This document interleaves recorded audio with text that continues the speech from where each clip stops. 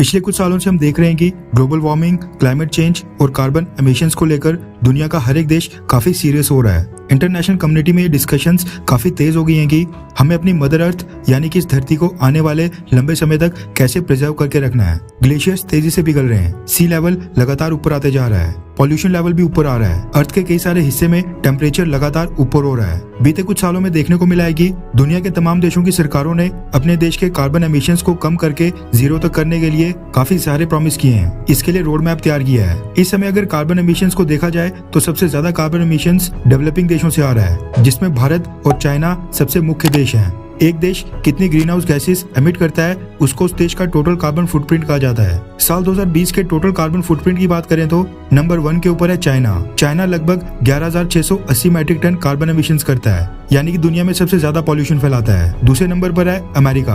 America करता है 4,535 matric ton. तीसरे नंबर के ऊपर है India. India 2,411 metric ton carbon emissions करता है, यानी अमेरिका का हमसे लगभग डबल है और चाइना का 5 गुना ज्यादा। भारत के बाद 4th के ऊपर रशिया, 5th के ऊपर जापान, 6th के ऊपर ईरान, 7th के ऊपर जर्मनी, 8th के ऊपर साउथ कोरिया, 9th के ऊपर सऊदी अरब और 10th के ऊपर इंडोनेशिया आता है। यानी ये 10 देश दुनिया में सबसे बड़े पॉल्यूटर्स माने जाते हैं। ये जो लिस्ट है इससे आपको लग रहा होगा कि भारत और चाइना ही ग्लोबल वार्मिंग और क्लाइमेट चेंज के सबसे बड़े दोषी हैं, लेकिन ऐसा बिल्कुल नहीं है। भारत और चाइना से कार्बन एमिशंस इसलिए ज्यादा होती है क्योंकि हम दुनिया की सबसे ज्यादा पॉपुलेशन वाले देश हैं। ये जो रैंकिंग मैंने अभी आपको बताई थी ये तो दुनिया के सभी देशों के टोटल कार्बन एमिशंस की रैंकिंग थी। अगर आप इसको पॉपुलेशन के आधार पर बांटें यानी कार्बन एमिशंस पर कैपिटा के आधार पर देखें तो आपको ये जानकर हैरानी होगी कि भारत तो टॉप 10, 20 या फिर टॉप के 50 देशों को भी छोड़ दो, हम दुनिया के टॉप 100 कार्बन एमिशंस वाली लिस्ट में भी नहीं आते हैं। साल 2020 के आंकड़ों के आधार पर कैपिटा कार्बन एमिशंस वाली रैंकिंग में अमेरिका का रैंक है 13,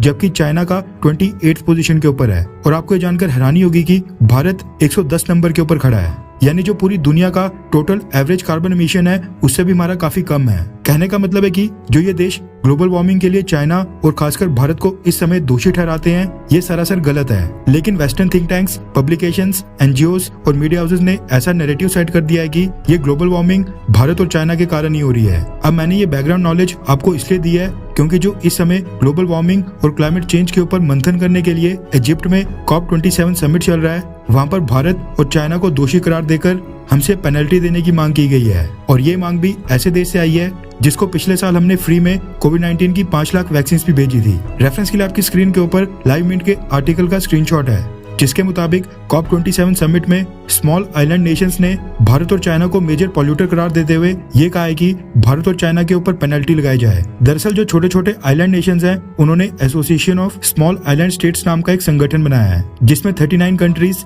और 5 ऑब्जर्वर कंट्रीज यानी कुल 44 कंट्रीज शामिल हैं। इन सब छोटे छोटे आइलैंड नेशंस ने संगठन इसलिए बनाया है ताकि ये अंतर्राष्ट्रीय मंचों के ऊपर अपना पक्ष मजबूती से रखें। अब ये क्योंकि छोटे छोटे देश हैं, इनके अकेले कोई भी नहीं सुनेगा, इसलिए उन्होंने मिलकर ये एसोसिएशन खड़ी की है। इजिप्ट में जो इस समय COP27 समिट चल रहा है वहाँ पर association of small island states के 44 देशों को रिप्रेजेंट करने आए थे एंटीगुआ एंड बारबुडा के prime minister Gaston brownie.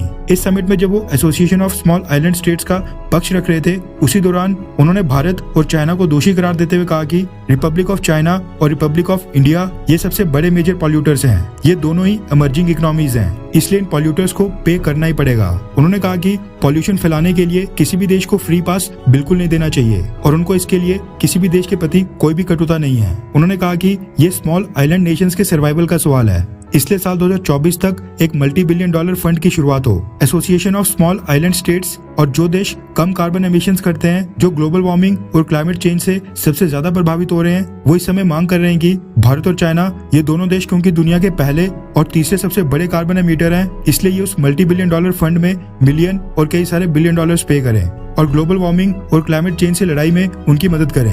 America यहाँ पर सीधा सीधा चाइना को कहता है कि चाइना क्योंकि दुनिया का सबसे बड़ा पॉल्यूटर है इसलिए वो इस फंड में पे करे, जबकि चाइना का कहना है कि जो अमेरिका और बाकी डेवलप्ड देश हैं उन्होंने अपनी हिस्ट्री में सबसे ज्यादा कार्बन एमिशंस किए हैं, इसलिए वो इसके लिए पे करें। चाइना का तो चलो समझ आता है कि वो दुनिया का सबसे बड़ा कार्बन एमिटर होने के साथ साथ पर कैपिटा कार्बन एमिशंस की लिस्ट में 28 नंबर के ऊपर है, लेकिन भारत जो पर कैपिटा के आधार पर 110 नंबर के ऊपर आता है, हमारे ऊपर पेनल्टी लगाना ये तो एकदम गलत बात है। खास बात यह है कि जिस देश के प्राइम मिनिस्टर ने मांग रखी है यानी एंटीगुआ एंड बारबुडा के प्राइम मिनिस्टर वो इस बात को भूल चुके हैं कि भारत ने तो हमेशा जब भी कोई क्राइसिस आया है हमने स्मॉल आइलैंड नेशंस की मदद की है। पिछले साल भारत ने जो 4 ईस्ट कैरिबियन स्टेट्स को फ्री में 5 लाख कोविड-19 की वैक्सीन दी थी, वो शायद वो भूल चुके हैं कि भारत ने जो वो कोविड-19 की वैक्सीन भेजी थी उसको रिसीव करने के लिए वो खुद ही एयरपोर्ट के ऊपर आए थे। भारत एकमात्र देश था जो छोटे छोटे आइलैंड देशों को फ्री में मुसीबत की घड़ी में वैक्सीन बांट रहा था, वो भी तब जब उनको ना ही अमेरिका, ना चाइना, ना ब्रिटेन, ना ही यूरोप का कोई और देश